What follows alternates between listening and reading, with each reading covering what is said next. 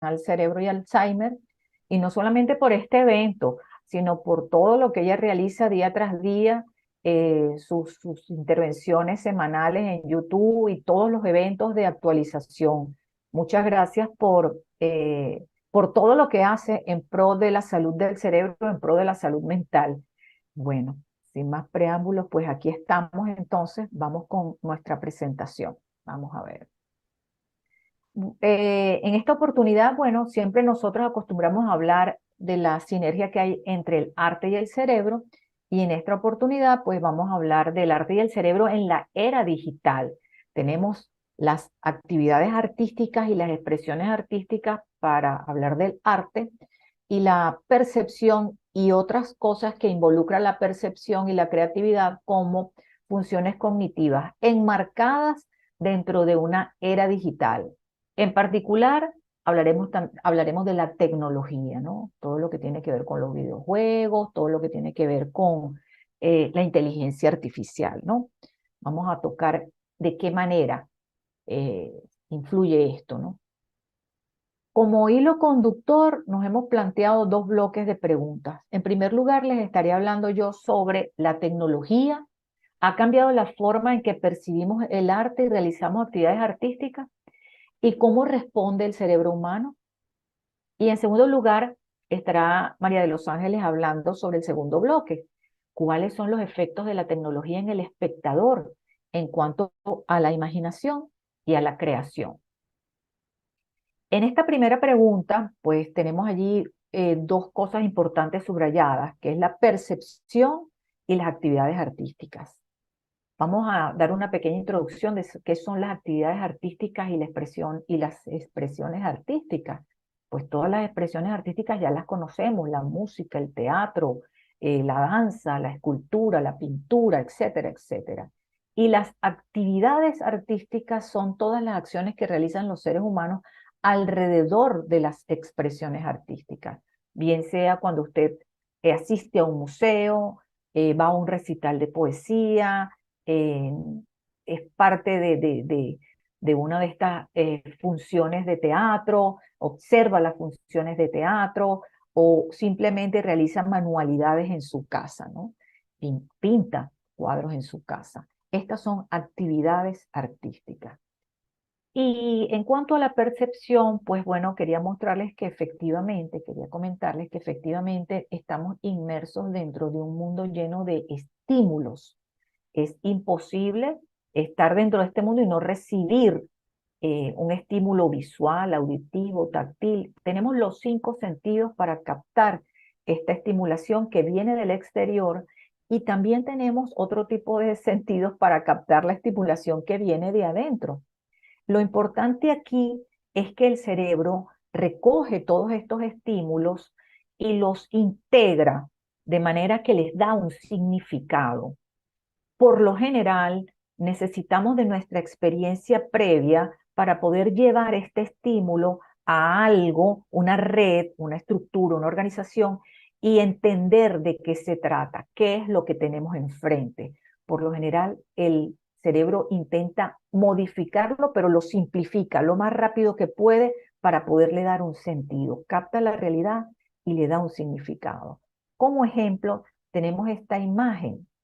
Tenemos la imagen, por ejemplo, si ustedes se fijan bien en lo blanco, me dirían que podría ser una bailarina, porque le encuentran una estrecha cintura, unas caderas anchas, que tiene los brazos hacia los lados y que hay una especie de moño. Podrían incluso decir que está bailando, ¿no? Pero si nos fijáramos más bien en lo oscuro, podríamos decir que hay dos bocas allí, ¿no? Y si le ponemos algo de sentimiento, diríamos que es el encuentro entre dos bocas apasionadas, un beso apasionado, ¿no? Todo esto lo hace nuestro cerebro. Eh, en el siglo pasado, a finales del siglo antepasado, se intentó dar respuesta o explicación a estos fenómenos, ¿no? ¿Qué es lo que ocurría con la percepción visual? y allí nace pues toda la teoría de la Gestalt. Lo que se habla en este caso es la teoría de la pragnanza. Es como que si nuestro cerebro intenta darle la mejor forma posible. Y aquí también se habla de otra ley de la Gestalt, que es la ley de la figura y fondo, ¿no? Que es lo que resalta aquí.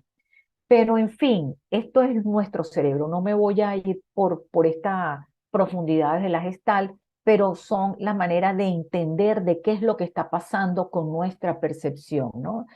Y por lo general en esta presentación pues vamos a estar hablando de las imágenes visuales. ¿Y por qué de las imágenes visuales? Bueno, porque hoy en día representan una de las principales fuentes de estimulación. Si vamos a hablar de tecnología, pues vamos a hablar entonces precisamente de pantallas, ¿no?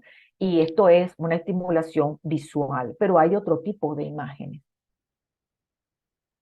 La, la, las imágenes visuales siempre han representado una manera de explicar y los artistas han buscado en la pintura precisamente la manera de explicar qué es lo que ocurre con nosotros. En 1590, cuando se hizo esta obra, el pintor Giuseppe Archibaldo no sabía que nosotros estábamos utilizando nuestra percepción y que efectivamente existían estas eh, leyes, por así decir, que explicaban qué es lo que ocurría con nuestros ojos cuando observamos este tipo de obras, ¿no? Agrupando de una manera muy armónica vegetales, frutas, flores, lograba dar la imagen o lo que nos llegaba a nosotros era la cara de un hombre, un busto. Esto ocurrió en 1590, o sea que el arte hasta cierto punto como que intenta adelantarse a qué es lo que pasa, ¿no? Con el ojo, qué es lo que está recibiendo el ojo y cómo lo interpreta, ¿no? Aquí tenemos, por ejemplo, al verdadero Rodolfo II, porque esta obra se llama Rodolfo II en traje de Bertum, ¿no?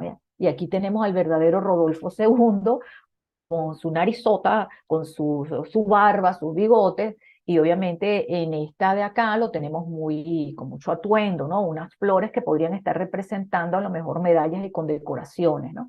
Pero de forma internacional, por así decirlo, universal, cualquier hombre perteneciente a cualquier tipo de cultura, cuando se sienta frente a esta imagen, enseguida lo que le llega es una imagen de un busto de una persona, sus ojos, su faz, su cara, su tórax, su cuello, ¿no? Entonces, por así decir que nosotros, todos estos estímulos que nos llegan del exterior, incluso del interior, son captados y conectados a través de una red y de esta manera nosotros podemos comenzar a comprender la realidad y construimos en nuestra mente una realidad que le vamos dando cada vez más contenido y podríamos estar hablando entonces del aprendizaje y que finalmente nosotros expresamos este mundo que tenemos aquí adentro, logramos expresarlo a través del arte, ¿no? Y, y es que se dice que la percepción es la base del aprendizaje, ¿no? Para aprender, nosotros necesitamos de la memoria, de la motivación, de la emoción, de los sentimientos, del aprendizaje en grupo, del movimiento y de otras cosas más. Por lo general hablamos nosotros de funciones cognitivas de forma separada, pero quiero insistir y siempre les he dicho que esto es un continuo, algo integrado, no podemos separarlo. Y de manera didáctica estamos hablando de forma aislada, ¿no? ¿Por qué podríamos hablar nosotros que necesitamos de la memoria y de todos estos otros elementos? Imagínense ustedes que ven por primera vez una taza, ¿no? Una taza novedosa. Y resulta que esa taza no solamente está en el concepto de la palabra, porque el lenguaje y decimos la palabra taza, sino que también hay una imagen visual, pero también hay una imagen auditiva, que es la palabra que nos llega. Hay una imagen olfativa, ¿no? Es sentir el olor de la taza, bien sea con un té o sentir que además tiene café o un chocolate. y lo gustativo que va acompañado también con esto. Entonces, que la imagen que tenemos de la taza, en este ejemplo que les estoy dando, es bien compleja. Y esto es lo que nos lleva hasta la manera de poder recuperarla una vez que llega a la memoria a largo plazo. Cuando le agregamos a una imagen visual otro tipo de imágenes, auditiva, táctil, olfativa, gustativa, e incluso el lenguaje, la palabra escrita, o la palabra, obviamente, como les estoy diciendo yo, taza, ¿no? Más fácil es de recuperarla, ¿no? Cuando nosotros queremos recuperarla, tenemos una imagen muy compleja. Si le agregamos además también eh, sentimientos, emociones, estamos hablando de una serie de neurotransmisores asociados con la felicidad. Muchos me dirán, bueno, es que yo aprendí las tablas de multiplicar con sangre, porque decían que las letras o los números entran con sangre. Sí, pero eso es un aprendizaje más de tipo evitativo, o sea, yo por evitar el golpe aprendo, pero en esta era estamos aprendiendo más activando todos estos neurotransmisores que tienen que ver con la felicidad, porque así el material que recogemos queda también asociado a placer. Y el aprendizaje, hablando de placer, el aprendizaje en grupo es importantísimo porque el cerebro es un órgano social, ¿no? Necesita de lo social. Recuerden, por ejemplo, los niños pequeños cuando estuvieron en la pandemia, lo difícil que era conectarlos a la pantalla y que se mantuvieran observando la clase, captando la clase de los profesores, qué difícil, era necesario como que la presencia de ellos, ¿no? Allí en vivo. Y obviamente el movimiento. Cuando nosotros realizamos este movimiento para escribir taza, por ejemplo, estamos activando además toda un área de la corteza que tiene que ver con la motivación, con la motricidad. Entonces no es solamente la palabra taza aislada, una imagen visual de una taza, el olor del café, es toda una imagen compleja, ¿no? Cuando aprendemos es algo bien complejo, ¿no? Y resulta que cuando nosotros estamos realizando una actividad artística, le estamos poniendo mucho de todo esto. Esta foto que tienen allí es la foto del portal de la Universidad de Viña del Mar, en donde se están brindando una serie de talleres para personas de la tercera edad. Acuérdense que hemos hablado del aprendizaje que se convierte en un elemento neuroprotector cuando es un reto, cuando es un desafío, porque al vencer ese reto, nosotros aumentamos la conexión de las sinapsis que hay entre las neuronas y además las fortalecemos. Entonces, cuando estamos haciendo una actividad artística, además, hay un reto, pero además hay un placer. Y esto involucra la percepción, el aprendizaje, la memoria, que se quedan allí asentados para luego pasar a la segunda parte, ¿no? Que es imaginar. Mientras yo estoy realizando mi obra, no solamente me quedo en lo que estoy allí haciendo, sino que también quiero perfeccionarla. Y si le pongo un poquito de este color, y si le pongo otro poquito, y si más bien entonces pongo además otra cosa, y lo además lo creo. El aprendizaje, en este caso de una actividad artística, también se convierte en un factor neuroprotector placentero. Otra de las actividades artísticas, por ejemplo, es la de visitar un museo. Una recomendación, ya que estamos hablando de la era, de esta era digital, todo lo que nos permite, por ejemplo, cuando entramos en Google, en un buscador, en Internet, si queremos visitar un museo, ¿por qué no podemos, esto es un dato que les doy, por qué no ponemos allí, por ejemplo, quiero visitar en este museo que voy a ir tal obra o cuáles son las obras más importantes de este museo? Y luego además indagar sobre lo que hablan de esas obras, qué es lo que dicen de esas obras, ¿no? Todo este tema de quién la pintó, en qué momento la pintó, si alguien se murió, si los metieron presos, si no los metieron presos, si el traje, si el enano, si el perro, todo esto es un adorno completo para esa obra que estamos aprendiendo a admirar, que estamos aprendiendo a analizar. ¿Por qué? Porque las actividades artísticas nos piden tiempo, nos piden atención sostenida, nos piden concentración y gracias a ello podemos aprender con H Es decir, lo llevamos a una red completa de conocimientos, todo lo que estamos percibiendo, hemos aprendido, pasamos esto a la memoria. ¿Por qué no valernos entonces de la era digital, que ya tenemos mucha de la información que vamos a necesitar en este museo en Internet para ir preparados y mejorar incluso esa posibilidad de realizar esta actividad artística, que no es pasar como en el Instagram, imagen tras imagen, tras imagen, tras imagen, sino es sentarnos a analizarla o pararnos frente a ella a analizarla. ¿Qué ocurre cuando nosotros realizamos una actividad artística? Hay algo que se llama aprendizaje profundo. Esto es un término que utilizaron los investigadores Marton y Sallo en 1976 y que hoy en día, si ustedes buscan el término aprendizaje profundo, lo van a encontrar asociado con el mundo digital. Van a encontrar que son las actividades que realizan los científicos para alimentar la inteligencia artificial, por ejemplo, de un ordenador.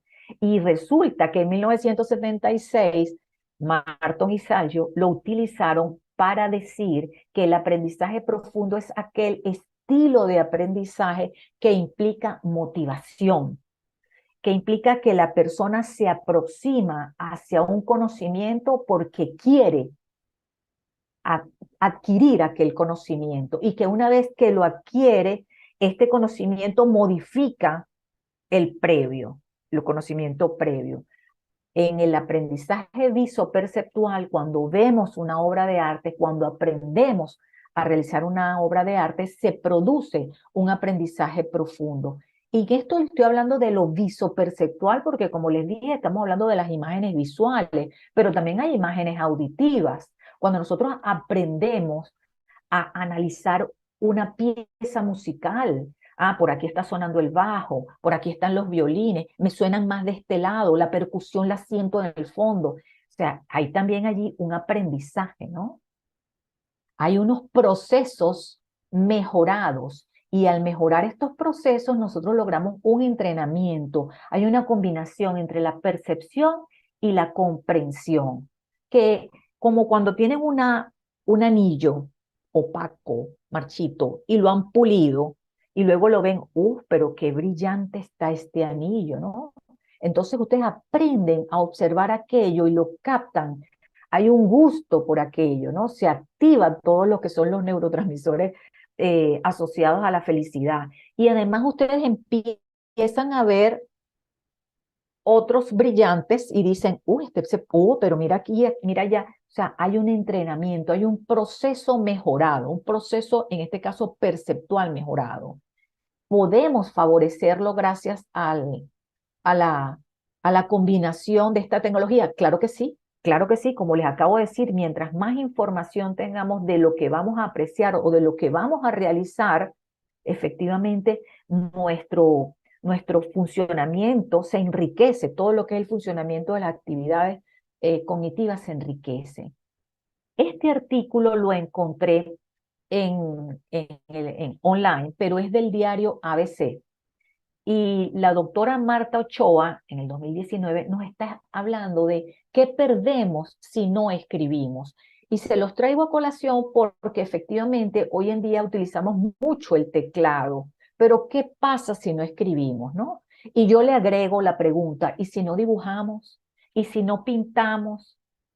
Pues miren, cuando aprendemos a escribir, empezamos a realizar actividades con estos dos dedos, el índice y el pulgar. Esto se llama pinza fina y hay también una pinza gruesa, pero esto es pinza fina. Y aprender a escribir implica manejar y coordinar la mano y el ojo, y eso todo tiene una repercusión en una serie de neuronas que se están activando y conectando a nivel de la corteza visual, obviamente a nivel de la corteza premotora, y mejora el control, sobre todo en movimientos detallados que requieren mayor control y mayor detalle. Escribir, y yo le agrego pintar y dibujar, tiene que ver con esto, ¿no? ¿Qué pasaría con los niños si se quedan solo en el teclado, ¿no? a lo mejor aprenden, pero es necesario también involucrarlos dentro de este mundo, porque no es solamente la apreciación artística, sino también hay una serie de destrezas que se adquieren a nivel visomotor. ¿Y qué pasa con la tercera edad o qué pasa con los adultos? Es que no solamente se está activando, como les dije, la escritura, sino también el lenguaje. Y con ella va el área de la memoria prospectiva. Es decir, si nosotros escribimos en una agenda para pasado mañana tenemos tal cita, ¿no? Y lo escribimos en la agenda. Y eso queda allí grabado, pero queda en el libro, pero también nos fortalece a nosotros esta conexión que hicimos de para dentro de 2 días vamos a tener una cita, por ejemplo. O la palabra escrita, ustedes están escribiendo todo esto que yo les estoy diciendo y de alguna manera queda una huella mucho más profunda de todo lo que les estoy diciendo. Hay una cantidad de áreas que se están conectando mientras escribimos, el olfato, el olor del papel, escribirlo, el tacto con el papel. ¿Qué perdemos si no escribimos y nos quedamos solo con el teclado? Aquí tenemos algunas de las áreas, ¿verdad?, que están involucradas con la escritura e incluso con la actividad artística, porque estamos hablando de todo el hemisferio derecho que tiene que ver con todo lo que es la apreciación del arte, incluso hasta lo visoperceptual, ok, todo lo que es la percepción de la profundidad, no solamente desde el punto de vista cognitivo, también el arte se convierte en un canal para las expresiones emocionales. Esto es un artículo que salió en el 2022 de la red de televisión Deutsche Welle, que habla, es una red alemana, ¿no? Donde explica que hay un trabajo importante de cooperación entre los especialistas de la salud mental y los museos, todo lo que son las actividades en los museos, porque se ha comprobado que el pasear por un museo, apreciar las obras de arte, aumentan todo lo que es la transmisión de estas sustancias químicas asociadas a la felicidad, la dopamina, la oxitocina, etcétera, etcétera, serotonina, y todo esto tiene que ver también con la estimulación del área de la corteza orbitofrontal, que es donde están las funciones ejecutivas, donde se manejan todo lo que son las funciones ejecutivas, la planificación, posponer todo lo que es el control de la emoción. Entonces, el trabajo que se hace en una actividad artística o una expresión artística, ¿verdad? Tiene que ver mucho también con todo lo que es la parte emocional y, y permite para muchas personas superar problemas o patologías asociados con la ansiedad, con la depresión. No quiero decir con esto que van a suspender la medicación, porque es necesaria la medicación, pero esto es un punto más a favor para superar de forma mucho más rápida, ¿no? Las patologías depresivas o ansiosas. Como ya les he dicho, pues el arte como un canalizador emocional facilita también la expresión libre y obviamente cuando uno empieza a expresarse libremente, empieza a tener mucho mayor conocimiento de sí mismo. Las ideas se aclaran.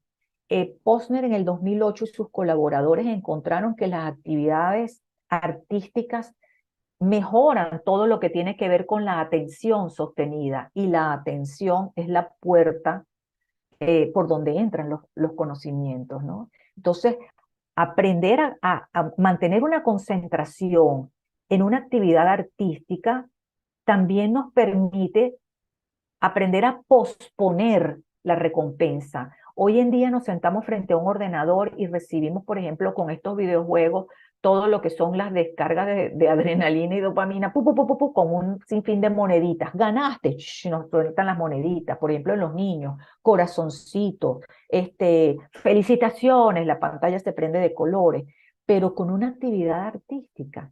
Los niños necesitan tiempo, y necesitan posponerlo porque en un primer lugar no van a llegar a la meta que ellos se terminar, por ejemplo, un cuadro, hacer una vasija de arcilla como la quieren, hay que esperar que seque, después pintarla. Entonces, todo esto aprende a postergar la recompensa y esto forja la personalidad. Obviamente se desarrolla la creatividad y sobre todo la organización de las ideas, realizar un plan.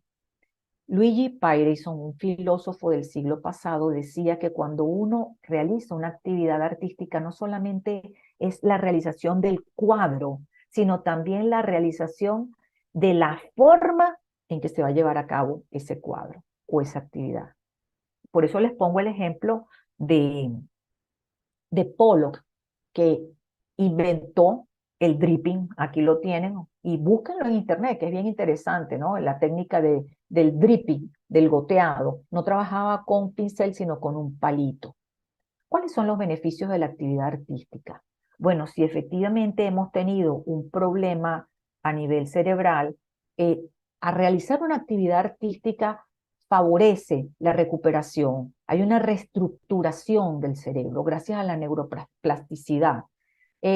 También aprender todos estos intríngulis y detalles de la historia del arte, por ejemplo, genera placer porque nosotros somos curiosos por naturaleza. Entonces, cuando nosotros nos involucramos, por ejemplo, vamos a admirar una obra de arte, vamos a pasear por un castillo y nos dicen, aprecien la arquitectura del castillo. Sí, pero ¿quién vivió aquí? ¿Qué se hizo aquí? ¿A quién mataron? ¿A quién condenaron? ¿A quién coronaron? Todo esto es fortalecer el cerebro con esta actividad artística, ¿no? Y obviamente, si está involucrado el placer, esto mejora la salud emocional y el sistema inmunológico de la persona, porque estamos hablando entonces de producción de endorfina. Y esto es mutuo, es colaborativo. El arte termina siendo una especie de precursor. Acuérdense que primero vinieron las pinturas rupestres y después apareció la escritura. El hombre necesitó de la pintura para expresar sus ideas. Y después es que aparecen las interpretaciones psicológicas o filosóficas, científicas. Y cuando esta dupla funciona de aquí para allá y de allá para acá, arte y cerebro, cerebro y arte, crea más arte, crea nuevas técnicas, esta dupla está. ¿Qué pasa con la tecnología? Podríamos decir que la tecnología también se revierte, influye dentro de esta dupla, la mejora. Bueno, aquí tenemos algunas preguntas. Obviamente hay nuevos diseños, los nuevos diseñadores están realizando sus actividades a través de las computadoras. Los niños juegan cada vez más con una computadora, escriben, pintan, dibujan, ¿verdad? Pero permite la actividad artística a través de una computadora o de un smartphone la misma estimulación de las zonas del cerebro que se podrían activar con las actividades artísticas tradicionales. No lo sé. A lo mejor creo que se activan muchas más cosas, ¿no? ¿Se presenta la tecnología como una nueva herramienta para las actividades artísticas? Definitivamente. Y podemos sustituir para siempre, de forma definitiva, nuestras habilidades, destrezas y talentos por lo que la tecnología nos brinda. No, de ninguna manera. Ahí no podemos ceder. Quería traerles estas investigaciones. Por ejemplo, se ha demostrado que los jugadores, los gamers, fíjense que manejan una consola para activar la pantalla. Y, por ejemplo, si estamos frente a un juego de fútbol, ¿verdad? Tan conocido en los juegos de la FIFA, el gamer utiliza estos dos dedos, ¿verdad? Y al utilizar estos dos dedos, ¿qué no estará utilizando? Porque utiliza estos dos dedos para darle movilidad a un personaje que está en la pantalla. El personaje se agacha, se levanta, si está jugando fútbol da una patada, da cabecita, pechito, o sea, y además el gamer tiene una visión completa de todo un campo mientras corren los jugadores y el de él va corriendo con la pelota. O sea, obviamente hay una mayor actividad cerebral, no podríamos decir así de la motricidad, ¿no? Porque estamos trabajando con estos dos dedos, pero hay nuevas conexiones que no se hacían con esta simple pinza fina, ¿no? También se habla de que hay un funcionamiento diferente en el cerebro cuando se utilizan estos dos dedos, que cuando utilizamos un celular, que nada más utilizamos el dedo índice. Y se ha hablado también, como tienen aquí en la pantalla, de un tercer pulgar, primero, segundo y un tercer pulgar, que se agrega, un pulgar robótico para mejorar las actividades que se hacen con una mano, por ejemplo. Y luego, una vez se mide cuáles son las áreas, se detecta cuáles son las áreas que están siendo estimuladas y que participan para el manejo de ese tercer pulgar robótico, y son áreas nuevas, y que cuando se elimina el tercer pulgar, la persona vuelve a trabajar su cerebro normalmente como que si tuviera efectivamente 10 dedos, ¿no? Efectos secundarios sí los hay. Sin duda alguna, meternos dentro de las pantallas, nuestro estilo de vida pues se convierte en algo sedentario, perdemos esa sensación de postergar la meta y necesitamos ya que nos dé el beneficio inmediato. Eh, en ese sentido, yo podría decir que el cerebro verdaderamente se está fortaleciendo o se está llenando más bien la persona de ansiedad. Hay muy poca comunicación cuando nos metemos en esta tecnología. Es verdad que hay compañeros de juego, pero la verdadera amistad, ¿no? Tiene que ser bastante empática, si no queda como una amistad de humo. Y el sentido de dependencia que tenemos con estas máquinas parece que pudiera ser más bien adictiva, ¿no? Entonces hay que prestar atención a todo esto. Yo los dejo ahora con cuáles son los efectos de la tecnología en el espectador en cuanto a la imaginación, y le cedo la palabra a María de los Ángeles. Nini, no te escucho. Tienes Buenas tardes, muchísimas gracias, Fer, por, bueno, por toda esta primera parte, y muchas gracias, me uno a tus agradecimientos a la doctora Olivia por, bueno, por su generosidad en cuanto a todo el trabajo que desarrolla para prevención y para divulgar pues, todo lo que tiene que ver con el cerebro, y por también le agradezco mucho que nos invite a formar parte de este prestigioso evento que ya viene realizando durante varios años. Aquí María Fernanda nos dice cuáles son los efectos de la tecnología en el espectador en cuanto a la imaginación y la creación. Yo voy a hablar un poco de lo que sería eso, la imaginación, la creación, pero sobre todo quisiera dejar, dado que el espacio es corto, quisiera dejar claras pues, un par de aspectos, ¿no? Como son, por ejemplo, la relación realmente del arte con el cerebro. Aquí colocamos, o coloqué el individuo y su cerebro, o el cerebro y su individuo, porque durante mucho tiempo se pensó pues, que el cerebro era realmente todo, pero sabemos que el cerebro tiene que funcionar dentro del cuerpo y tiene que funcionar además dentro de un ambiente, ¿no? Y cuando reflexionamos sobre la forma en que funciona el cerebro, María Fernanda ya nos introduce en lo que es la percepción, que sería el primer paso que yo quiero tratar aquí, ¿no? Y la percepción, como ella muy bien nos ha explicado, tiene desde la perspectiva, desde esta perspectiva que es relacionada con el arte, pues sabemos que la percepción en cada individuo es totalmente distinta, ¿okay? Que tenemos una realidad.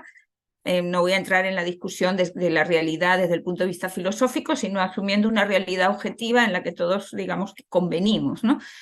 Y en el momento en que se enfrenta a esa realidad, el hombre o el individuo, ¿verdad?, empieza su proceso de imaginación, y de la imaginación pasaría a lo que sería la parte de la creación. Porque imaginar, ¿qué es?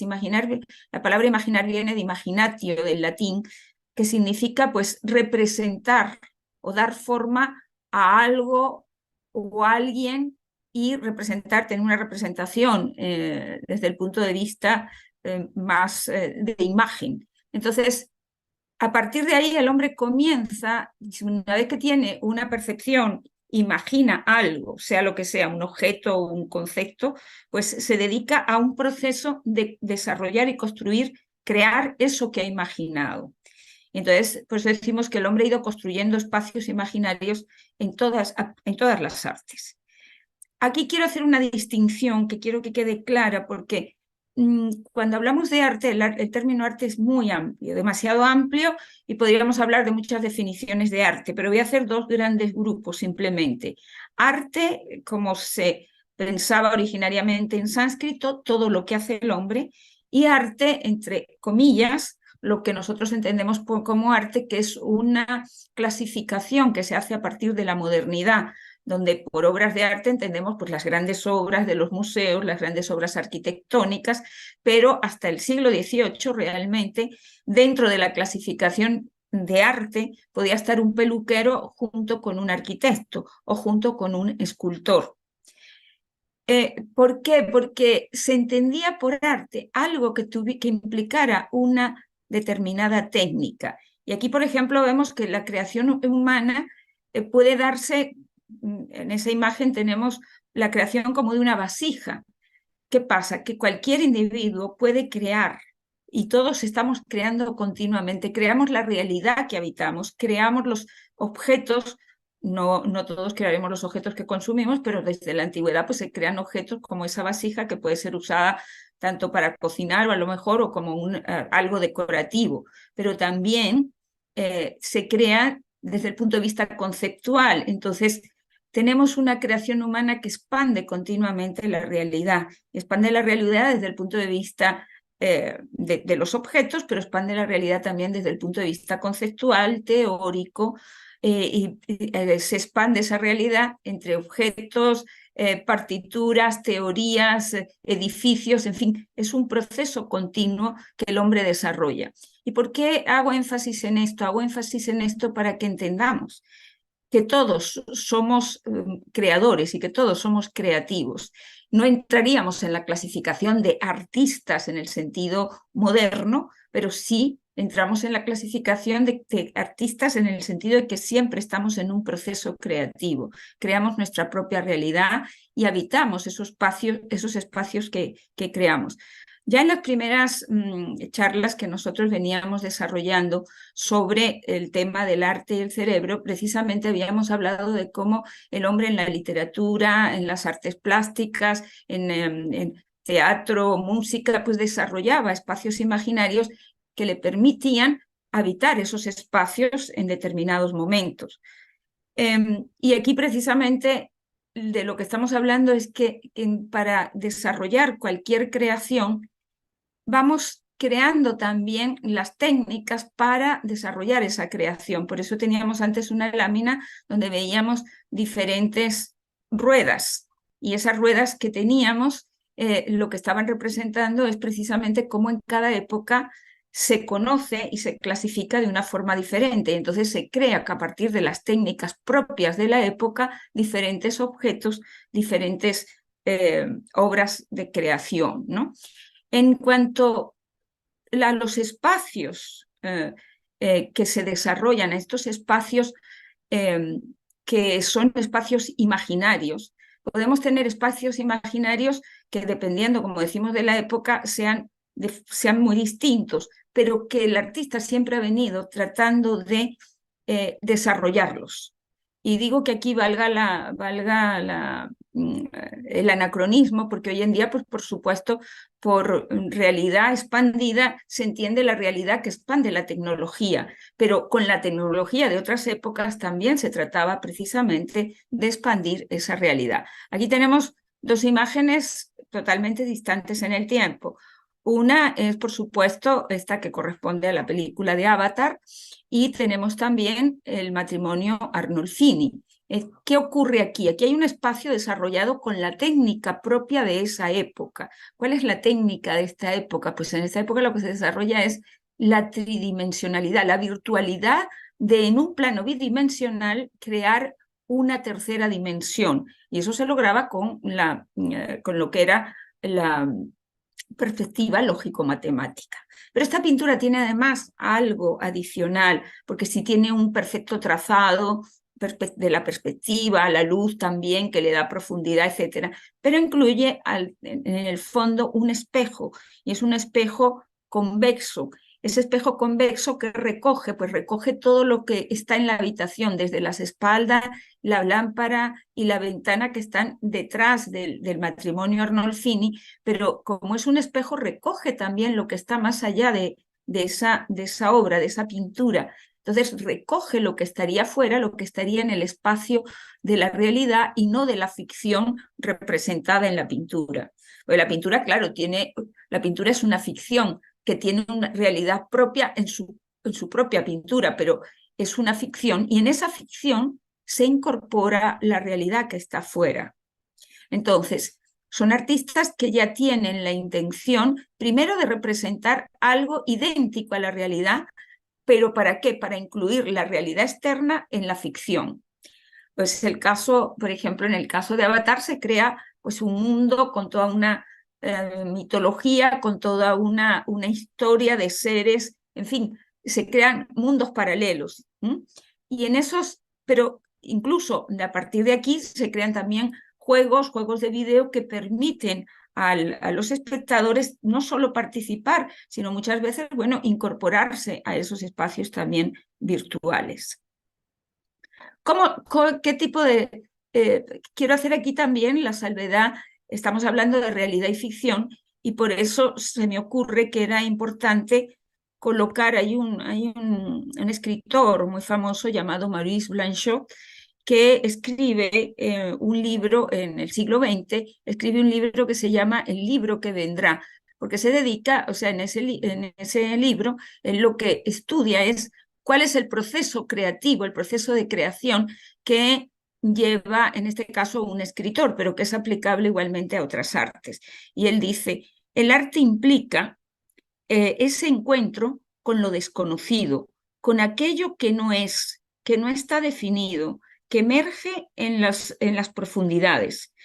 Ok, ¿y qué utiliza Maurice Blanchot para explicar ese espacio que él llama espacio desconocido? Pues él lo que utiliza es la historia de Odiseo, pero no toda la historia de Odiseo, sino específicamente el episodio donde Odiseo tiene que pasar por donde están las sirenas. Y por supuesto sabemos que los que pasaban por ahí en los barcos oían el canto de las sirenas y al oír ese canto, era un canto tan maravilloso, tan deslumbrante, tan seductor, que los marinos se iban detrás de ese canto y se perdían en un espacio que no, o sea, sabía que desaparecían, nunca volvían, o sea, se les daba por muertos porque desaparecían en aquel espacio que era un espacio pues absolutamente desconocido. ¿Qué quiere? Y por eso Odiseo lo que hace es que le pide que lo amarren al mástil del barco y a su tripulación que le tapen los oídos con cera para que nadie, digamos, tenga la intención de irse por allá. Pero esta representación, ¿cómo la interpreta Maurice Blanchot? Pues nos dice que ese espacio es el espacio precisamente desconocido, es el espacio del arte, es el espacio donde el artista va a buscar aquella materia o esa materia de lo que él luego posteriormente va a crear. Es ese espacio absolutamente de la ficción, que es un espacio distinto de la realidad. Odiseo está en la realidad y ese espacio es el de la ficción. Y ese espacio de la ficción es un espacio común con el espacio de la locura, porque parte de los que se van allá se pierden en ese canto, enloquecen y no son capaces de encontrar el camino de vuelta y no pueden regresar. Es decir, el artista se va a enfrentar o muchas veces tiene que bajar ese mundo o tiene que, digo bajar porque lo solemos asociar con ese mundo que María Fernanda me corregirá, que desde el punto de vista psicológico me imagino que será el mundo del inconsciente, ¿no? De donde se puede bajar a hurgar en esas sombras, en ese mundo desconocido, pero de allá puede surgir realmente todo un proceso pues, creativo, ¿no? Un poco también lo que le pasa a Don Quijote. Don Quijote se mete en aquel mundo de los caballeros andantes y llega a un punto que enloquece con aquello. ¿Por qué? Porque está viviendo una ficción que no tiene nada que ver con su propia realidad y ya una vez que entra ya le es difícil volver, solamente vuelve ya para morir, ¿no? Entonces, esos espacios son espacios virtuales, son espacios de ficción que hoy en día llamamos virtuales y que como individuos hoy en día a través de la tecnología podemos habitar. pero lo que quería explicar es precisamente cómo en cada época, pues también los artistas, y bueno, nosotros lo hacemos a diario, ¿no? Nos creamos nuestro propio espacio virtual porque muchas veces vivimos más en la virtualidad que en la realidad. Entonces, quería explicar cómo esos espacios, ¿no?, se han venido creando a través de la historia. Y por eso también, aparte del matrimonio Arnolfini, esto es una obra de Jan van Eyck y es una obra del siglo XV. Pero si pasamos, por ejemplo, al siglo XVII, ya explicamos cómo es este espacio virtual. Si pasamos al siglo XVII, encontramos pues una obra que nos habla de una virtualidad extraordinaria, porque aquí hay plena conciencia de lo que se está haciendo. Velázquez fue un artista que creó una obra para muchos ha sido enigmática, difícil, es muy larga para explicar. Hoy en día se han creado una cantidad de recursos tecnológicos para que la obra pueda ser no solamente entendida, sino también apreciada, y para que las personas participen de la virtualidad que crea aquí el propio Velázquez. Él utiliza igualmente el espejo, que recogería lo que está fuera. Lo interesante es que se supone que recoge el modelo que está pintando el artista, pero ese mismo punto corresponde al lugar donde tendría que estar el pintor, pero también corresponde al lugar donde debíamos estar o donde estamos los espectadores cuando estamos delante de la obra, que en el matrimonio Arnolfini se incluyen dentro de la obra. Velázquez solo incluyó a los reyes, que se supone, entre comillas, que eran los que estaba pintando, pero él está haciendo aquí un juego muchísimo más complejo, también como de introducir la ficción, perdón, la realidad en la ficción. Aquí yo puedo hablar de una experiencia propia, personal, que pude tener para explicar una forma de virtualidad creada en el siglo XVII. Esta obra estuvo durante mucho tiempo en el Museo del Prado, sí, pero estaba en la sala 12 hasta 1999 y luego pasó a la sala 15. ¿Qué pasaba en la sala 12? Bueno, que hasta esa época pues el desfile de turistas y de personas que iban al Prado no era tan abundante. Entonces esta obra estaba colocada en una sala mucho más pequeña, con una iluminación exactamente igual que la que tiene la pintura. Y se accedía por una puerta a esta sala, a esta pintura, y la impresión cuando uno entraba, dada que era la misma iluminación y que la pintura estaba colocada a la altura de la línea a la línea de los ojos, de lo que sería la línea del horizonte de los personajes con la del espectador, la impresión en el momento de entrar era una impresión tremenda, porque en el momento que uno entraba era como que esta gente levantaba la mirada, lo miraba a uno y uno los miraba a ellos, y era un momento de absoluta, o sea, de olvidarse de todo y de pensar que uno estaba allá adentro, que estas personas lo están viendo a uno y que ellos están en el espacio de uno. O sea, se creaba ahí realmente un sentido de virtualidad entre realidad y ficción, que luego, lógicamente, no se puede nunca apreciar ni ver. Y hoy en día, repito, lo que se hace es, a través de la tecnología, crear experiencias que aproximen al espectador a lo que el artista quiso hacer. Pero desde luego esa experiencia no se ha podido volver a tener por una razón, porque hoy en día está en una sala, María Fernanda la colocó al principio, en una sala mucho más amplia, con pinturas alrededor, y entonces se pierde realmente la intención que el artista tuvo a la hora de crear esto.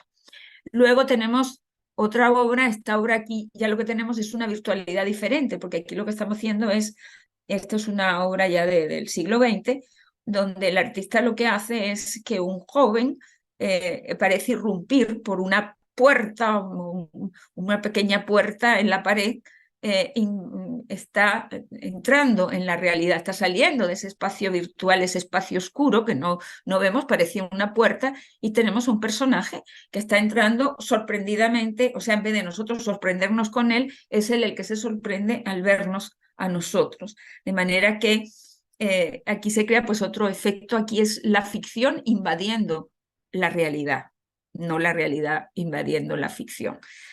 Y por último, aquí o sea, hay muchísimas obras donde podríamos hablar de estos espacios infinitamente, pero no tenemos el tiempo. Y hemos colocado una obra de una artista que últimamente se ha hecho tremendamente famosa. Ella es muy famosa, sobre todo a partir del siglo XX, porque aunque ella trabajó en los años 60, cuando empezó todo este tema del arte pop y de la realidad extendida y demás, no fue tan apreciada en esa época como lo ha sido en el siglo XX, porque realmente se adelantó a su época. Esto Siglo es una XXI, siglo XXI. siglo XXI, perdón. Ujú.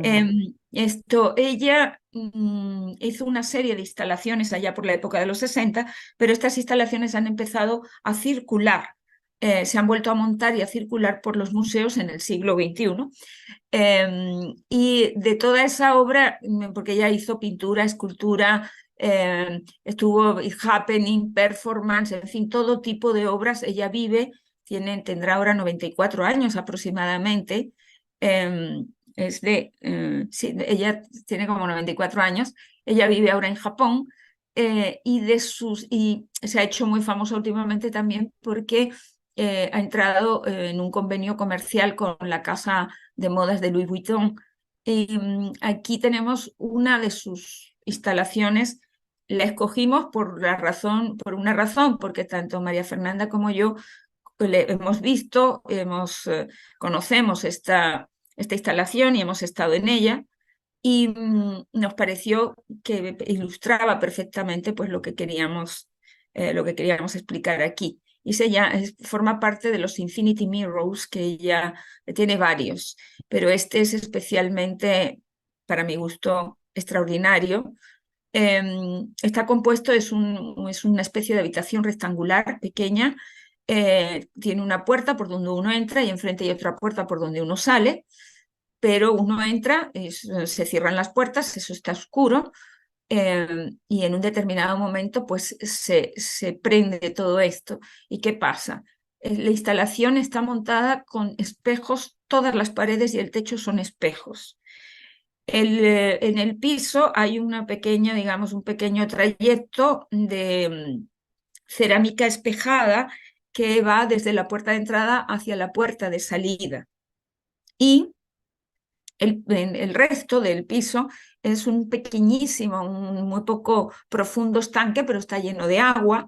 Entonces, lo que están colocados son una serie de luces, de bombillos LED a diferentes alturas, con diferentes tamaños, con diferentes colores, que se prenden en un momento, pero que están milimétricamente, digamos, colocados a distancias y que se prenden y apagan también con un tiempo perfectamente establecido, de manera que titilean, se prenden, se apagan, en un momento se prenden absolutamente todas, como en un momento se apagan todos. Entonces la sensación es realmente extraordinaria porque, por supuesto, cada espectador pues tendrá ahí una determinada percepción distinta.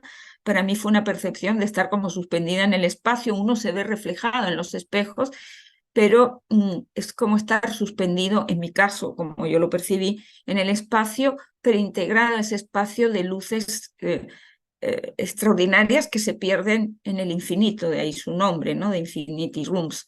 María Fernanda tiene otra percepción al respecto, ¿no? María Fernanda, ¿qué te pareció a ti? No, no, O sea, ¿cómo lo percibiste tú? Claro. no, la disfruté muchísimo, pero lo que, la impresión que me dio es de estar perdida gratamente en un bosque lleno de luciérnagas y que de pronto se apagaban todas y se prendían todas, de todos colores. En una experiencia muy agradable. Y ahí, claro, ahí tiene que ver algo que es evidente, la percepción de cada individuo, pero también la mediatización, los referentes que cada individuo pues tenemos, ¿no? En un determinado momento, porque a lo mejor si eso lo ve uno en otro momento, sus referentes y uno está mediatizado por otra cosa y tiene otro tipo de percepción. O sea que esto no son cosas evidentemente, digamos, son cosas que están cambiando, no son cosas fijas que permanecen ahí, ¿no? Entonces, ella se ha valorado mucho en los últimos tiempos porque en su momento todavía la tecnología, que empezaba en un boom tremendo, pero todavía, pues lógicamente no había llegado, estamos hablando de que si ella lo hace en 1965, realmente hoy en día es cuando podemos ver la trascendencia de lo que ella en su imaginación. Y si quiero anotar algo, ella es una persona con problemas mentales, ella siempre reconoció los problemas mentales que tenía, y ella vive incluso en un sanatorio y ha manifestado y está escrito y dicho por ella que fue precisamente el arte, o sea, el arte ha sido lo que la ha podido mantener atada a la vida, porque intentó suicidarse 2 veces, la ha mantenido atada a la vida y es que ella realmente hace lo que algunos artistas han llegado realmente a entender, que la mayor obra de arte que uno realiza es la propia vida de uno, ¿no? Es, como dicen algunos, esculpir su propia vida o desarrollar su propia vida, ¿no? Y en ese sentido es cuando todos somos verdaderamente artistas, porque somos artistas de nuestra propia creación, la creación personal, ¿no? Más allá de estos artistas que logran trascender su propia individualidad y son capaces de captar aquellos aspectos universales que nos atienden, que nos llegan a todos los seres humanos, ¿no? Y entonces en ese sentido crean obras que son trascendentes y que los trascienden a ellos y nos llegan realmente a todos, porque tratan esos temas trascendentes para los humanos, ¿no? Si Que quieres. quería agregar era lo importante de la expresión artística que muchas veces se transmite a través de una pieza musical o una pintura, se transmite lo inefable, incluso Por sentimientos que no le supuesto, podemos poner las por supuesto. palabras y es expresado a través del arte. Muy bien. Se puede expresar a través del arte y se puede experimentar también A esto a través través del arte. Y en este sentido es que yo quería dejar algo claro, que el arte no es algo accesorio a la vida, es consustancial a la vida. No es que, ay, sí, voy a ir a un museo y voy a ver una obra o voy a tomar unas clases de, o voy... Es que es mucho más trascendente que eso, es algo consustancial a nuestra vida. Todo eso ayuda muchísimo, evidentemente, porque nos hace tomar conciencia, tanto desde el punto de vista de la expresión artística, donde podemos desarrollar, liberar y crecer desde el punto de vista personal, pero además desarrollar nuestro cerebro, pero además de eso entender que también el conocimiento, la parte conceptual del arte, no solo de expresión, sino la parte conceptual. María Fernanda antes explicó algo magníficamente, que es conocer una obra, pero no es solo pasar por delante de ella, es entender cómo se produjo, por qué se produjo, en qué momento se produjo, y todo eso nos abre una cantidad, pero nos está ayudando desde el punto de vista cerebral a todo un proceso analítico, a todo un proceso crítico para poder entender y conocer cosas que a través de la vía estética nos permiten conocer el mundo en que vivimos. La pregunta final que teníamos, ¿verdad? ¿La tecnología ha cambiado nuestra forma de percibir la realidad? ¿Percibimos de una forma diferente? Lógicamente, el proceso de percibir biológicamente hablando siempre va a ser el mismo o es el mismo, pero desde el punto de vista de la tecnología, obviamente ha mediatizado nuestra forma de entender y de conocer. Hoy en día nosotros no podemos ver absolutamente nada sin tener detrás los referentes de todo lo que es la tecnología, de nuestra computadora, de nuestro teléfono, de las películas, de las aplicaciones, de todo lo que vemos, y de los libros también, porque tampoco es que los hayamos abandonado, ¿no? Pero hoy en día incluso del libro digital, de todas las ilustraciones que vemos, de todos los videos que... Entonces, todo eso está mediatizándonos. Y por supuesto, el arte hoy en día asume otros formatos, que son los formatos obviamente tecnológicos, ¿no? Hoy en día todo el arte se desarrolla pues, desde el punto de vista, también María Fernanda lo mencionó, desde el punto de vista virtual. O sea, el formato hoy en día es la red. Y hoy en día pues se hacen y con la pandemia, en otra oportunidad hablamos de cómo en época de pandemia pues se crearon incluso esos museos y se han creado una cantidad de experiencias artísticas pues que no da tiempo realmente de tratar en este momento, ¿no? No es posible tener un cerebro humano sano sin arte y para mí eso no sería una duda, para mí es una aseveración. Sin arte, pero siempre cuidado con no quedarse, como había señalado antes, en ese espacio de ficción, en ese espacio artístico, sin perder, por supuesto, el nexo con la realidad. A ver, se nos va a presentar aquí la otra pregunta, ¿no? La pregunta de hasta qué punto también la tecnología nos ayuda o no, pero hay que partir de la idea de que sin el arte, porque lo acabo de explicar, lees consustancialmente, eh, es consustancialmente humano, es consustancial a la vida. Entonces no podríamos realmente desprendernos porque sería dejar de ser humanos, seríamos simplemente autómatas si no tuviéramos esa parte de imaginación y esa parte de creación.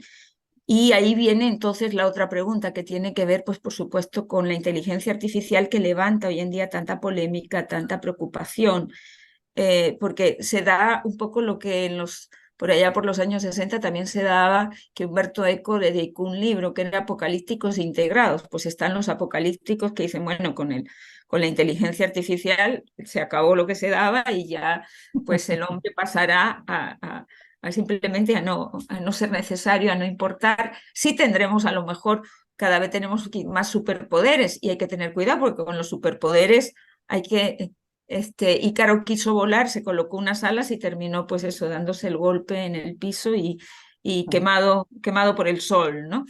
Pero están también los integrados, los que se decía apocalípticos e integrados, los que ven solamente bondades en toda esta temática.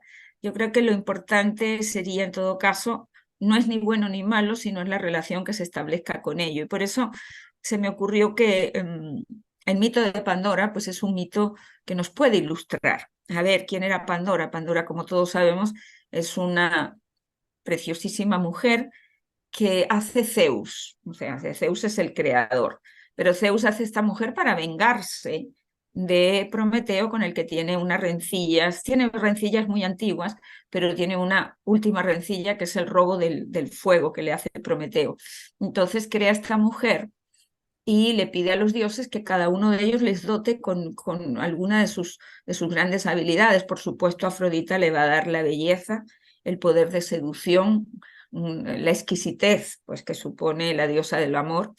A Hermes, que es el dios de las conexiones, el dios de la inteligencia, el dios de la información, pero también es el dios de los mentirosos, el dios de los ladrones, pues le da todas sus habilidades también, ¿no? El poder de seducción, la inteligencia, la comunicación, pero cuidado que también es una mujer astuta y una mujer de cuidado, ¿no? Pero Zeus la manda además con un regalito, no solo el regalo ella, sino que la manda con una cajita. Prometeo le había dicho a su hermano Epimeteo, no recibas ningún regalo que te mande Zeus. Obviamente Zeus no se lo manda a Prometeo porque Prometeo representa la inteligencia humana, representa la astucia humana, pero Epimeteo, que es su hermano, representa lo que es la insensatez humana. Y Epimeteo, en cuanto ve a esta mujer, se le olvida a Zeus, se le olvida lo que Prometeo le ha dicho, se le olvida absolutamente todo, y eso unido, por supuesto, al interés de la cajita, ¿no? Esa curiosidad humana, ¿no? Que no se detiene entre nada. Además, si te dicen que no abras la caja, que no comas del árbol, que no mires la cesta, pues lo primero, evidentemente, que se va a hacer es abrir la caja y, por supuesto, ya sabemos qué es lo que ocurrió, que se diseminaron los males por el mundo. Entonces, la inteligencia artificial pues, podría funcionar como Pandora, ¿no? Tendría grandes beneficios para el ser humano, pero depende de la conciencia con la que se cree, con la que se manipule, con la que se utilice y los niveles éticos, y ahí es donde tenemos realmente las dificultades. Por otro lado, tampoco sabemos si alternativo a la inteligencia artificial saldrán otro tipo de propuestas y la inteligencia artificial no sea entonces la reina. ¿Okay? Y para terminar, creo que esta frase de Picasso pues, nos ilustra perfectamente. Todo lo que puedes imaginar es real. Y hasta ahora quien puede imaginar es el hombre. Todavía que sepamos las máquinas no imaginan, ¿verdad? Y no crean. Así que de momento, pues estaríamos quizás salvados. Y unas recomendaciones. Hay dos videos que les recomendamos muchísimo, que es de Next Rembrandt, que es precisamente a través de la inteligencia artificial una obra creada por un grupo multidisciplinario donde se le informa, se le mete a la información, a la inteligencia artificial toda la información habida y por haber sobre Rembrandt y se crean obras que no se pueden distinguir de las de Rembrandt, perfectamente obras de Rembrandt. Y hay también un video que tiene una serie de comentarios y de frases que vale la pena reflexionar, que es ¿cómo sería? El video institucional del Museo del Prado, que dice Bienvenida al Museo del Prado. Y bueno, muchísimas gracias pues por la atención y con muchísimo gusto. Si hay alguna duda, alguna pregunta, algo que quieran comentar, pues María Fernanda y yo pues estaríamos encantados de poder O mientras compartir estamos con ustedes. en la exposición, pues también habrán escrito y he estado también respondiendo. Y allí Perfecto. tienen pues nuestros dos Instagram, @arte realidad psique y @los cuentos de Fer, que se forma breve, se escribe LCD rayita abajo Fer. Y Bueno, muchas hay gracias. un curso que tiene Ah, también, sí. que está instalado en la plataforma de la profesora Olivia, que es un curso donde a través del análisis de obras de arte, pues de alguna manera entrenamos a la mente para mantener sus funciones cognitivas y desarrollar, pues Fortalecer y fortalecer y fortalecerse. desarrollar también. Ujú. Gracias. Bueno, muchas gracias. Hasta luego. Hasta luego.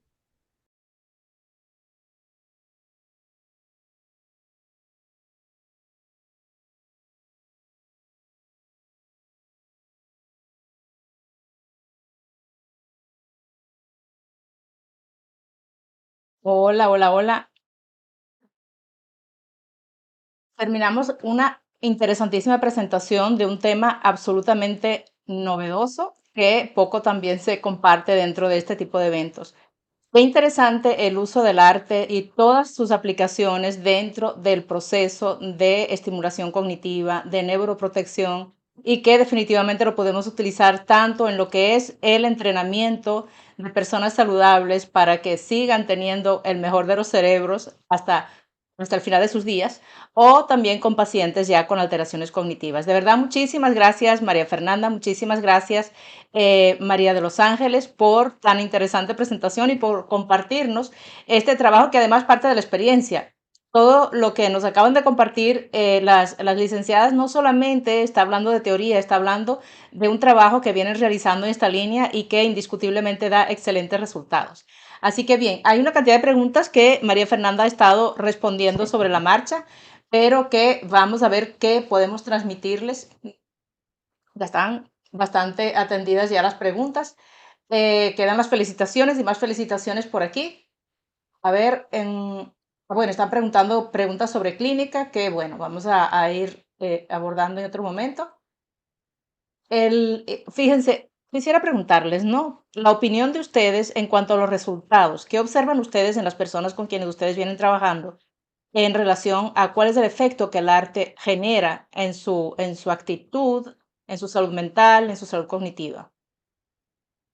Gracias, Olivia. Mira, desde el punto de vista psicológico, Tienes el micrófono apagado, María Fernanda. sí, no, no, no, Las dos tienen el micrófono apagado. tengo, no, lo Ujú. tengo yo lo ¿Me tengo, escuchas? sí, yo te escucho, deja ver, ahora sí me escuchas. Yo- Ahora sí. ok, yo tengo el Ajá. micrófono, ajá. Este, a ver, Olivia, yo creo que una de las cosas más importantes aquí, obviamente, tiene que ver con las funciones cognitivas y todo lo que tiene que ver con la estimulación, ¿no? Del aprendizaje, de la atención y la concentración, que creo que es una de las cosas que más me impactan. Pero yo creo que también tiene que ver como con esa ese postergar el tiempo, ¿no? Como que yo soy capaz, cuando empiezo a trabajar con una actividad artística, yo me doy cuenta que yo no tengo que terminar ese día que comienzo, sino que esta obra va a requerir concentración, va a requerir esfuerzo. Yo a veces pienso que tiene que ver mucho también con esto de forjar personalidad, ¿no? Es como que si la persona quiere llevar a esa obra un poco de sí mismo, entonces como que nunca está conforme y siempre como que le da un poco más de tiempo a aquello y creo que la mayor recompensa es cuando finalmente dice, me encanta cómo ha quedado, esto era lo que yo quería o mucho más impactante, cuando comienzan con una idea y en el transcurso de esas actividades al final dicen, no, no es esto, yo quiero cambiarla para otra cosa, ¿no? Y se va por otro lado, pero termina también como complacido, enormemente complacido con esto que logra al final. Yo creo que tiene que ver un poco con esto de la flexibilidad, obviamente el placer de hacer esta actividad. Entonces, esto es, yo creo que son como actividades que uno es inefable, ¿no? Siempre en psicología y especialmente en psicoterapia, uno busca ponerle palabras a lo que se siente para poder expresar y sacar a veces desde allá atrás, porque hay como una especie de bola de nieve que te viene poniendo ansioso, ¿no? Y tú no sabes qué es, y cuando en psicoterapia tú logras ponerle palabras a esto, ay, se siente como un alivio. Y ese mismo alivio lo he Exacto. sentido también con las actividades artísticas. Qué bien, ¿no? Por aquí preguntan que sí, y se me perdió la pregunta, pero era algo, ¿a qué? ¿Es sano llevar, Ana María, es sano llevar a una paciente con Alzheimer a los museos? Así se olvide tan pronto salimos del museo. Sí, sí, sí, sí. Es sano llevarla, claro que sí. Y, Eh, y era, si me permites, Olivia, mi experiencia es más desde el punto de vista de lo que es el análisis y el conocimiento de las obras de arte. Entonces, para personas, para todas las personas, esto ya no solo con temas patológicos, sino en tema del público en general. El poder enfrentarse a una obra, pero enseñar cómo se ve, cómo se mira una obra, implica que empiezas a desarrollar muchísima más atención, muchísima más concentración, vas a un análisis, estudias los discursos que se cruzan en una obra de arte y luego haces una síntesis de aquello. Pero en el momento que tú entiendes todo lo que está ahí, que la has primero analizado, la has deconstruido y luego la tienes que volver a construir, insertarla en su contexto, te ayuda para la vida, te ayuda para la vida porque vamos enfocados solo en lo que nos interesa, pero no vemos lo que nos rodea. O sea, es un proceso de salir de nosotros mismos y enfrentarnos realmente a una realidad más objetiva, no nuestra propia realidad, nuestro propio constructo de la realidad. Esa es la experiencia que en mi caso he podido tener con las personas que se dedican al análisis y al estudio, pero que es algo que puede hacer todo el mundo, o sea, no hay que ser especialista en esto, o sea, Ujú. simplemente Exacto. enseñar cómo se ve, cómo se lee una obra de arte, porque todo el mundo puede agarrar un libro y, bueno, lee el libro, pero cómo se leen las imágenes, cuando estamos expuestos continuamente a lo que son las imágenes, porque nuestros procesos no son solamente lingüísticos, son, por supuesto, de imágenes, ¿no?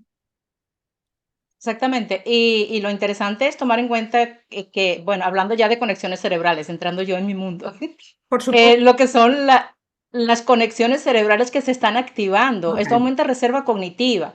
Cuando nosotros estamos sometiendo el cerebro a estímulos, y en este caso sería el exponerlo a distintos aspectos artísticos, estamos generando nuevas conexiones en el cerebro, estamos generando, facilitando la neurogénesis, estamos ayudando a aumentar la reserva cognitiva y eso es neuroprotector. Incluso cuando estamos hablando ya de pacientes con deterioro cognitivo, que por aquí están preguntando, esto va a implicar mantener ese cerebro activo y eso protege el cerebro precisamente para que el deterioro que pudiera estar en curso se haga menos acelerado, se enlentezca el proceso. Cuando tenemos ya pacientes con alteraciones cognitivas, el objetivo es enlentecer el progreso del deterioro. porque va a tener un curso hacia adelante, pero podemos enlentecerlo. Mm. Y hay varios aspectos del tratamiento, como puede ser el tratamiento farmacológico, lleva ese fin, y el tratamiento no farmacológico. Y dentro del no farmacológico, el arte es una de las estrategias maravillosas para poder implementar. En otros congresos nosotros hemos participado también hablando del arte y recuerdo que en uno de ellos estuvimos exponiendo las obras de arte de dos pintores que lamentablemente tenían demencia y cómo fue, vamos a decir que su esmero artístico fue decreciendo, pero no por eso íbamos a decir que efectivamente la obra carecía de valor, porque obviamente yo no soy ninguna experta dibujando ni pintando, pero notablemente a pesar de que era una persona con una demencia avanzada, Nines, yo no sé si tú recuerdas cuál era el nombre eran dos pintores que expusimos que tenían demencia y cómo fue deteriorando la calidad de su trabajo, pero es que hasta el final pintaron. Y lo Claro. mismo esta otra artista que es Yayoi Kusama, ella tiene un diagnóstico de esquizofrenia y sabe el deterioro que genera la esquizofrenia en una persona. Y sin embargo es una mujer muy activa e incluso ahora está exponiendo sus obras junto con una fashion house, una casa de moda, ¿no? Ujú. Exacto, pero interesante ver que además tiene una edad bastante avanzada. Sí, Sí, Ujú. sigue Y trabajando, todo sigue esto, trabajando. exacto.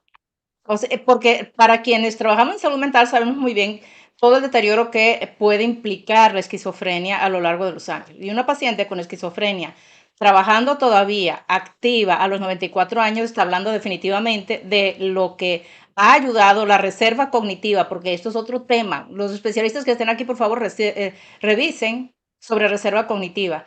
Reserva cognitiva se estimula a lo largo de toda la vida y en este caso, esta señora creo que es uno de los mejores ejemplos del impacto que ha tenido el arte sobre el cerebro en cuanto a acumulación de reserva cognitiva.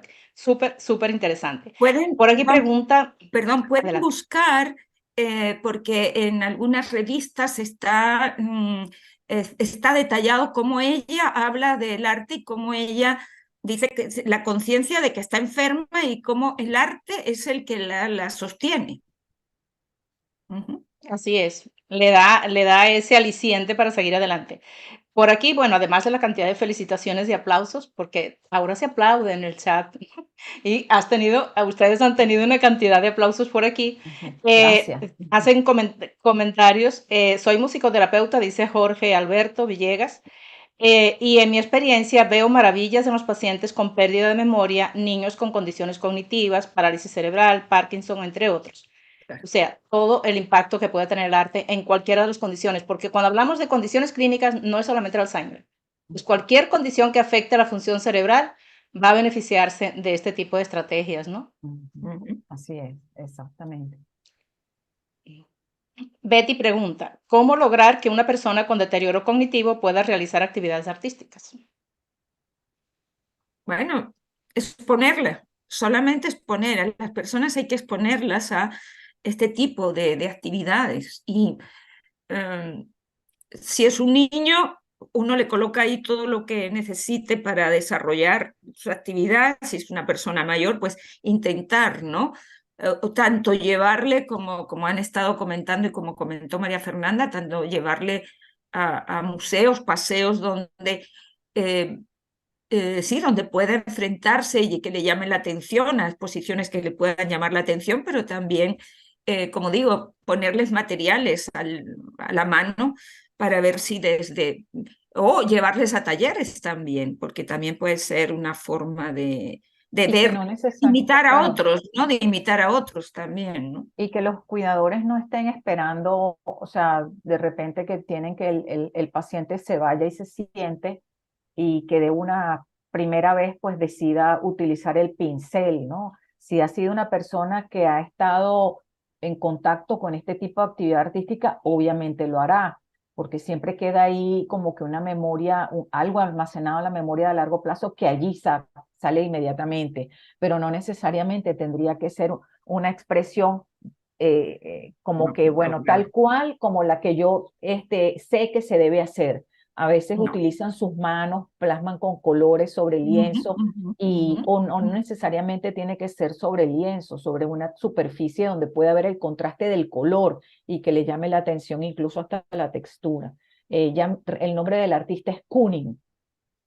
Ah, Wilhelm El de nombre del Kooning. artista De Kooning, con de D menor. Wilhelm de Kooning. Kooning. Wilhelm de Wilhelm Kooning. Kooning. Ujú.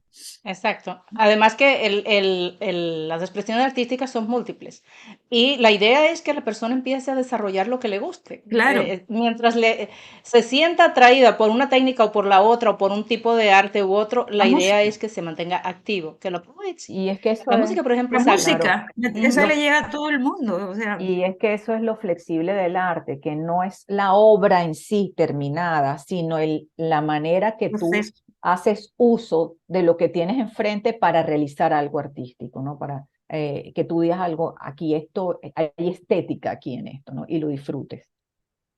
Exactamente. Mira, siguen felicitaciones, felicitaciones, felicitaciones. Gracias. Ok, preguntan el nombre de las ponentes. Ujú. Bueno, María Fernanda Martínez, psicólogo clínico, quien les habla, y la licenciada María de los Ángeles Taberna, que también han felicitado a María de los Ángeles, creo que son unas personas que anoté por acá, Nines, ahora te lo comento. Ahí creo que hay una Tamara Costa y no recuerdo quién es la otra persona que también te había felicitado por allí, que te conoce, me gracias, Ok. parece. muchísimas gracias. Cristina Vera dice, y con esto vamos cerrando. Ujú. Muchas gracias, bueno, a las dos, a María Fernanda Mero de Los Ángeles por estos temas, la tecnología digital, así también el arte, su influencia y efectos a nivel cognitivo, tanto de quien lo crea como de quien lo aprecia. Y por aquí hay otro comentario de unas obras de arte que se están exhibiendo se están exhibiendo que son realizadas con inteligencia artificial. Ajá. Ahora, más allá de la presentación, ¿qué opinan ustedes de todo lo que está ocurriendo ahorita con inteligencia artificial asociado ¿Asociado? A al esto. arte? Ajá. Bueno, les Hay mandamos a ver de- ese video, les mandamos a ver un video, ¿cómo se llama, Nines? The New Rembrandt, creo que se llama. Sí, de New Rembrandt es que, bueno, a ver, como en toda época va a haber de todo, va a haber de todo. Luego, el tiempo hace la tabula rasa, ¿no? Pasa, el tiempo es el que luego pasa y hace su poda. Pero hay experiencias extraordinarias, ¿cómo no? Y hay otras que, por supuesto, a ver, a veces es muy difícil en la propia época, en el propio momento, evaluar lo que se hace, porque hay cosas que pueden estar como le pasó a Yayoi Kusama o como le pasa a Pollock, que en su época pues mucha gente quedó, y todavía mucha gente cuando ve una obra de Pollock dice, bueno, ¿esto qué es? ¿Okay? O si ve algo también de Yayoi Kusama, dependiendo la obra que uno vea, uno dice, bueno, tiene que pasar primero, fíjense que se revaloriza ahora Yayoi, por ejemplo, ¿no? Se están haciendo cosas muy interesantes, pero por ejemplo, el video que les recomendamos, el que acaba de mencionar María Fernanda, es muy impresionante porque es una reproducción, o sea, no una reproducción, es la creación de una obra idéntica, idéntica, o sea, si esa obra se la dan a un especialista que no sabe que ha sido creada por la inteligencia artificial, va a decir que es una obra auténtica de Rembrandt. ¿Ok? O sea, es muy impresionante, por supuesto. Pues entonces diremos, bueno, ¿y para qué entonces ya no hacen falta los artistas y podemos? Claro, pero es que la máquina está siendo alimentada con lo que hizo Rembrandt. O sea, eso es lo que no hay que perder de vista en ningún momento. Por otro lado, hay experiencias, fíjense que hoy en día se compran y se venden las obras pues simplemente en la red, y hay personas que tienen sus propias obras, pero son obras que están, o sea, que están en el mundo virtual, que no son obras tangibles que tú puedes tener, es ni más ni menos que cuando hacemos una transferencia de compañías de miles de millones de lo que sea, ¿dónde está eso? Se Lo pueden puedes comprar ver en obras de una arte. pantalla, Puedes lo comprar una obra de arte original puesto, ¿no? a través de un medio virtual y la Y tienes hay expuesta en medios tu casa virtuales y las obras son virtuales y se venden y se a ver, se hacen revenden. subastas y se revenden pues en el mundo virtual, y se puede tener esa obra en exclusiva con un determinado documentación y demás, pero todo en el mundo de la virtualidad. Ahora, el placer y Pero el lo disfrute interesante. de hacerlo, no, no sé, no creo. Lo que pasa es que son obras distintas. Bueno, tal como yo lo veo.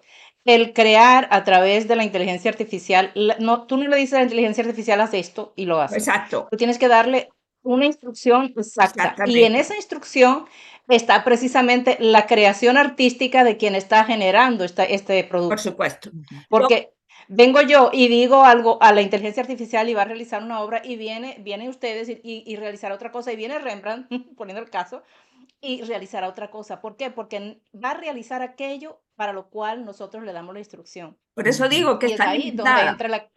Exacto. Ujú. Ujú, Y después de eso es exactamente. la opinión de uno como experto, cuando ya la obra está realizada, que tú digas, sí estoy de acuerdo, efectivamente es eso lo que yo quería, porque si no, es que nosotras incluso hasta probamos para poder dar esta charla, nosotros nos metimos en una plataforma y en una de estas de inteligencia artificial pedimos que nos dieran unas diapositivas y nos sacaran una presentación para este mismo título, la sinergia entre el arte y el cerebro, y lo hicimos, pero la verdad que dejó mucho que desear porque no había profundidad en muchas de las cosas. Entonces, claro, queda más la opinión del experto, ¿no? Del que sabe realmente, ¿no? Y Claro, claro, Así es. Ujú, esa plataforma la podríamos alimentar y seguimos metiéndole y metiéndole información nuestra, pero es nuestra y de las ujú. investigaciones Exacto. previas. Tiene que haber un alguien que dé la instrucción. Claro, Ujú. Exacto. yo me estoy refiriendo a obras que sí, que las que son creadas por artistas en el contexto virtual y en el soporte virtual. ¿M? Y hay sí todo un movimiento en esta dirección y hay personas pues, que tienen sus propias colecciones de arte virtual en el mundo de la virtualidad. ¿Ok? Eso sí también, por supuesto. Ujú. Sí. Y ya para cerrar, les dejo aquí un comentario que deja Marlene, que comenta. Marlene García, un paciente con enfermedad de Alzheimer, habiendo sido profesora, una paciente, profesora de piano durante todo el transcurso de la enfermedad, continuaba solfeando y siguiendo el ritmo.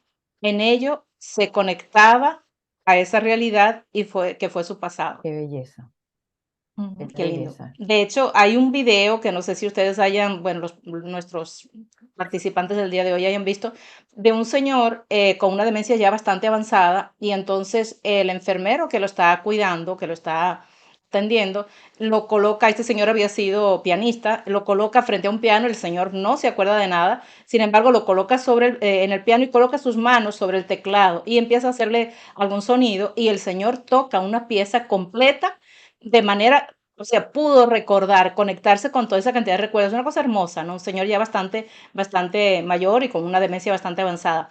El arte es magia. Es Yo, magia, Definitivamente es una estrategia que podemos utilizar es magia. para todo tipo de intervención, tanto en lo que es a lo largo de la vida la acumulación de reserva cognitiva, como cuando ya tenemos pacientes con alguna alteración. Ujú. yo te diría que desde mi perspectiva, pero claro, yo sé lo que el arte puede hacer por la gente, yo lo sé. ¿Lo has visto? Sí, Lo ha vivido, ya lo ha vivido. lo he vivido, lo he vivido. Exacto.